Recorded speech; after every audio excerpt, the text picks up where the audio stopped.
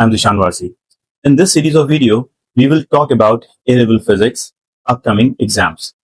इन video series में मैं bite size short videos में आपको हर क्वेश्चंस के कुछ बेसिक कॉन्सेप्ट जो हैं बहुत ही शॉर्ट वीडियोस में एक्सप्लेन करूंगा. That will be really helpful for your exam. No definition, no derivation, just precise concept, to the point concept that will helpful for your upcoming exam. अगर आप ये videos देख लेते हैं, उसके बाद अटैच्ड लिंक में नोट्स और क्वेश्चंस कर लेते हैं, तो आई एम वेरी होपफुल कि स्टिल आप बहुत अच्छा ग्रेड ले सकते हैं. तो let's start with base units.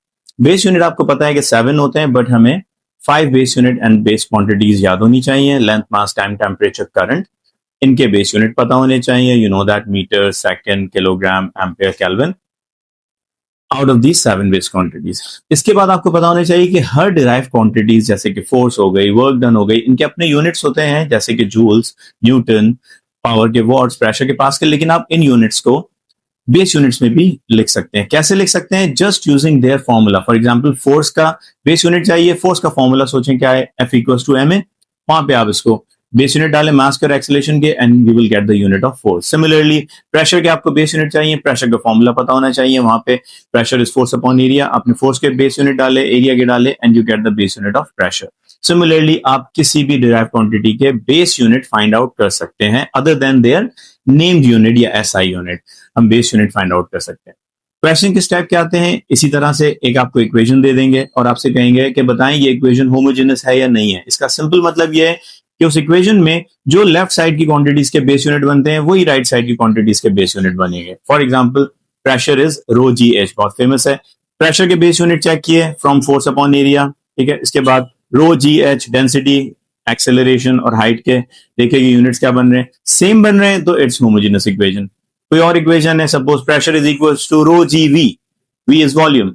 अब चेक करें, सेम बेस यूनिट नहीं आ रहे लेफ्ट साइड और राइट साइड के. प्रेशर के कुछ और आ रहे हैं, रो जी वी के कुछ और आ रहे हैं. इसका मतलब कि ये होमोजेनस इक्वेशन नहीं है. दूसरे टाइप के क्वेश्चन होते हैं जिसमें आपको एक इक्वेशन दे दी जाएगी, F is equals to CRV square for example. इस इक्वेशन में सारे आपको क्वांटिटीज के यूनिट पता होंगे सिवाय एक के. उस एक के यूनिट आपसे कहेंगे फाइंड आउट करें. जैसे आपको पता है कि F फोर्स है, R रेडियस है, V स्पीड है, C कोई कांस्टेंट, उसके यूनिट करें. क्या करना है आपने? C को सब्जेक्ट बनाना है सबसे पहले. जब C सब्जेक्ट बन जाएगा, C is equals to F upon RV square. अब आपने F के, R के, V के यूनिट रखे. V के यूनिट पे स्क्वायर है, स्क्वायर कर दिया, and you will have the unit of C in terms of base unit. समझ में आया? इस तरह के क्वेश्चन होंगे. कोई भी रैंडम इक्वेशन दे सकते हैं, उसमें सिर्फ एक अननोन कांस्टेंट होगा, उससे यूनिट फाइंड आउट कर लेंगे. तीसरे टाइप के क्वेश्चन आते हैं जिसमें आपको एक इक्वेशन देंगे, उसमें सारे आपको यूनिट्स पता है, सारी क्वांटिटीज के यूनिट पता है, लेफ्ट साइड पे भी राइट साइड पे भी. सिर्फ कुछ अननोन पावर्स हैं, एक्सपोनेंट है, वो नहीं पता. ठीक है, जैसे आपको इक्वेशन दे देते हैं कि period is equals to 2 pi G की पावर X, L की पावर Y. आपको X और Y की वैल्यू फाइंड आउट करनी है.